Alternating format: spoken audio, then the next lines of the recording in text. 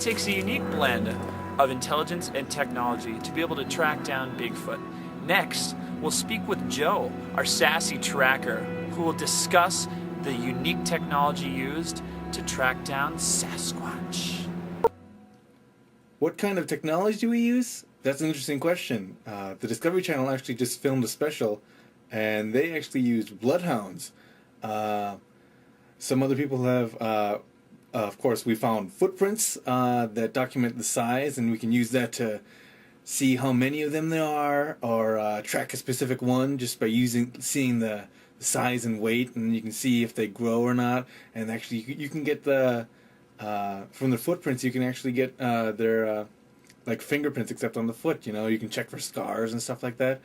And we also have other stuff like we've got highly sensitive microphones to pick up the low frequencies that these creatures talk in. We've got night vision to track the beast at night in case he's wandering around in the woods. We've got non-lethal weapons in case we encounter him and need to take him down. Motion sensors. We can put out a treat for our friend Sassy and put it out there, and if he happens to walk by at night, we can take a picture of the beast. And satellite imagery. We can use this, hopefully, if it's developed long enough, we'll be able to track Sassy from the skies. So yeah, there's lots of ways that we can track Bigfoot, and technology is only getting better, so sooner or later, we'll find him. Next we'll speak to me about the geography and the habitat in which Bigfoot inhabits. Gah! We're still on the hunt for Bigfoot's habitat. Now, although there have been many sightings across the U.S. and Canada, it is thought that its habitat mainly consists of the old-growth forest that can be found in the Pacific Northwest region of the U.S. and British Columbia. Now, this region is filled with large trees such as Douglas firs and western hemlocks. These trees can be between 350 and 750 years old. The forest has a four-part structure. The structure includes large old-growth trees, smaller trees, large trees that have fallen to the forest floor, and a canopy which consists of large branches, smaller branches, and shrubs and mosses. Oh, what do we have here? I think we found Bigfoot's habitat. Now, as you can see here, I've marked where most of the old-growth forests are in the Pacific Northwest region of the state, which includes Northern California, Oregon, Washington, and up into British Columbia, and even the southeastern part of Alaska. That's Bigfoot's habitat. Our last stop on this wondrous journey brings us to Zach, our journalist, who's going to speak to you about Bigfoot and the media.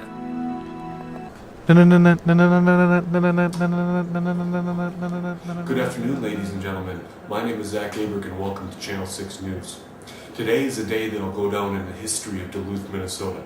Today is the day that we almost captured footage of the Sasquatch. Reports started coming in early this morning at about 9:30. Repeating creatures spotted along Lake Superior, hairy man-beast found down near the banks of the lake, and so on. Coming live from the newsroom is field reporter Zach Aberg with a witness of today's account. Thank you, Zach. Good afternoon. At approximately 9:45 this morning, local Duluthian Zach Aberg discovered what scientists have been looking for over 50 years. The Sasquatch was then discovered an hour later by a bus of local tourists driving along the North Shore. We have Mr. Aberg in the studio with us today. Mr. Aberg, could you please give us your record of what happened? Sure thing, Mr. Aberg. Got up about 7 o'clock this morning and got the old fishing bug in me, you know. It was a beautiful day outside and got the gear together and headed on down to the lake. Fishing was a little dry this morning. About 9:30 rolls around and getting a little tired, not catching much. All of a sudden I hear this crashing through the woods. I figured it was a deer or a dog or something like that, and it got louder, and all of a sudden I hear this sound. This sound like a... And I just knew. I knew it wasn't a deer, and I knew it wasn't a local animal. Sure enough, there I look, and it was Bigfoot. I knew it right at that second. He was about 8 to 9 foot tall, real ugly face, and I could smell him. I could smell him the second he looked at me. What did you do then? What did I do then? Well, I threw my gear down. I was terrified. I ran up to the truck and got on the cell phone, and that's when I called the police. And as soon as I got hold of the police, they came on down here, but the Bigfoot was gone. Then I proceeded to call you guys, and that's when I gave you the news that I had saw Bigfoot.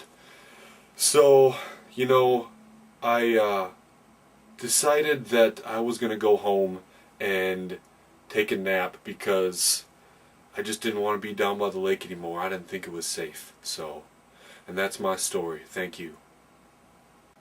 Alright, well, thank you for that compelling story. Bigfoot has been a major target of the media ever since the Patterson-Gimlin film footage.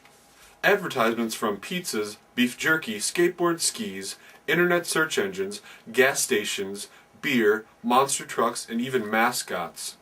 The Sasquatch Music Festival in Washington State is certified carbon neutral this year. Go green. Over 20 movies over the past 10 to 20 years have included Bigfoot.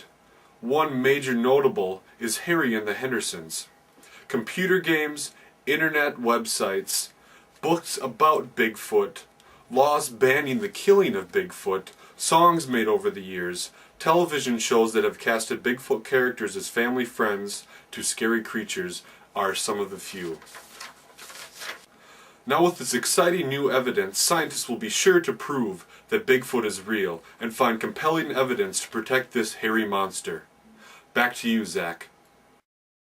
Thank you, Zach. With today's discovery, a team of scientists from the University of California, Berkeley arrived earlier this afternoon to investigate this sighting. With all of today's news, I'm Zach Aberg. Thank you for tuning in to News 6. Good night. Our Bigfoot journey ends here.